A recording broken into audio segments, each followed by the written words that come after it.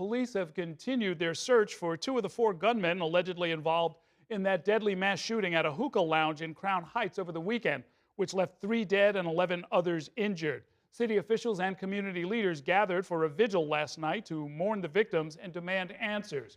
Mayor Adams yesterday renewed calls for getting illegal guns off of city streets. Joining me now to talk more about the ongoing anti-violence efforts in Crown Heights and throughout Brooklyn is Camara Jackson. She is the founder and CEO of Elite Learners, a Brooklyn-based nonprofit that's focused on community safety, youth development, and violence prevention. Thanks for coming in. Good to see you. Explain to my viewers what Elite Learners does and how it all fits together. Thank you so much for having me. Elite Learners is a community development organization, 501c3 nonprofit. More importantly, we provide violence prevention services to youth in our communities. Elite Learners is a part of the New York City crisis management system. So we are one of the CMS groups that cover the area of the 71st precinct. You know, we day in and day out are putting violence interrupters, credible messengers on the street to denounce gun violence. What are people saying about what happened here? What's your sense of what happened here? It's hurtful. It hits hard. Violence is down in Crown Heights by 62% due to the work that CMS organizations such as Elite Learners is doing. So when you take a tragedy like this, a mass shooting, after having the safest summer thus far, it's hurtful. Violence interrupters normally step in to try and mediate disputes, prevent retaliatory violence. Is that happening here? That is happening. We have been on the ground since the incident took place, but more importantly, even before, right, on a regular basis, I can't tell you the amount of shootings we prevent from happening just by mediating conflict, being at the right places at the right time. Our credible messengers are just that. They're credible. They know the right people, and we intercept to make sure our communities are safe. For a long time, for as long as I can remember, I've been there a long time in the neighborhood, this particular area, literally like over here in the Ebbets Field area, has been a site where the Folk Nation gang and the one faction of the Crips have been shooting at each other for at least 10 years. Is that what's going on here? It hasn't been determined at the moment what exactly is taking place. As a leader of an anti-violence organization, the leader of Elite Learners, we immediately came to the aid of our community members, right? Gun violence is a public health crisis, and for us, we have to address the trauma.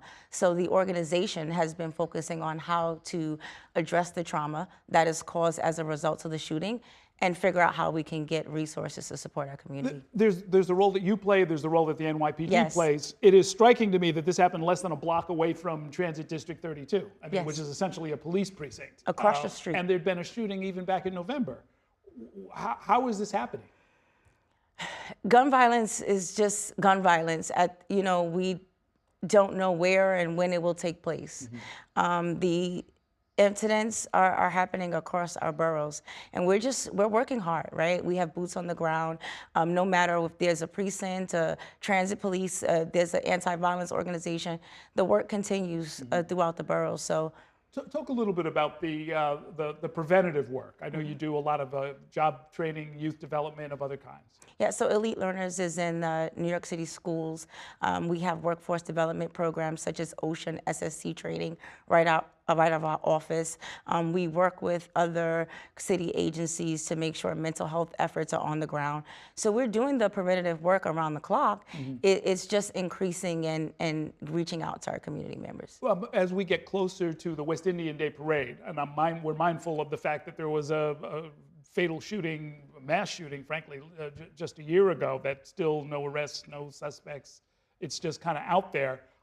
Is there something going on? Is there some kind of ongoing fight or some other thing that people in the neighborhood need to be aware of? No, so that hasn't been determined. It's just a matter of precaution, right? As New Yorkers, we prepare for Labor Day every year. As anti-violence organizations and leaders, we meet with NYPD. We strategically plan on how we can do the part that we play and what they can do and the part that they play. So we're prepared. Fair public safety is a community effort. We know that, we understand that, and we're just prepared to keep our community members safe. Yeah. Has the drug trade been a factor in any of this, as far as you can tell? I mean, legalization of cannabis was supposed to sort of take some of the pressure out of the illegal drug trade and maybe reduce the violence in that aspect. But beyond that, I'm not sure what else is going on. From the stance of elite learners, right, gun violence is a public health crisis. All of these things play a factor in the violence and what takes place in our communities. We really have to work as a collective. We have to work on legislation. Elected officials have to do the jobs that they do. As community leaders, right, we have to keep public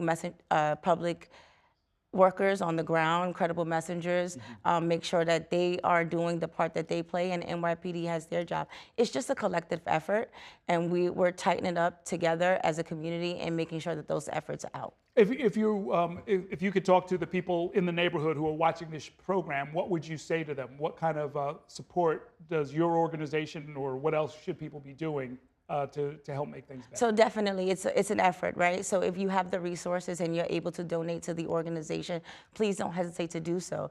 The organization is there to support our community. We're not going anywhere.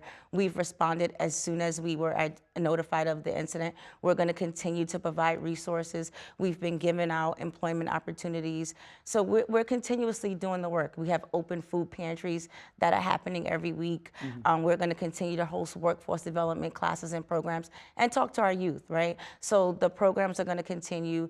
The will is even stronger because we want to make sure that Crown Heights continues to be a community. We want it to be a safe place. We want our neighbors to feel safe as they walk the street. And in preparation for Juve and Labor Day weekend, we're just doubling our numbers and doubling our efforts. Okay. So if anybody can help, and even if it's volunteering, tabling, spreading information, we welcome the assistance. Okay, yeah, it doesn't sound like you're discouraged from this, that this is a setback, but that doesn't mean the mission has stopped. Not at all. Not only has the mission not stopped, the great work that we've done in New York City around public safety is going to continue. Again, these are isolated incidents, and we have to keep going. When our community goes through trauma, we rally together. We support one another, and we get back stronger. Yeah. And Crown Heights is going to recover. We've seen a mass shooting happen in Brownsville many years ago. And, you know, we did the same thing. We put our boots on the ground. We make sure our people are available and that our community members and our youth know they have a hub. They have an organization that's there. We care, we understand, and we have to continue to fight gun violence. It's a public health crisis. What were you doing before you founded this organization? So I was unfortunately not working due to health reasons, but I'm a former educator, so I understand. I have a great connection with youth and community, and I'm the voice. And you know from working with youth, by definition, you have to do it all over again every 4 years because there's always another group of young people. Yes, and that's what we do. We have mentors, educators. We have young people that work with us. They're learning to do the work. So the cycle is going to continue.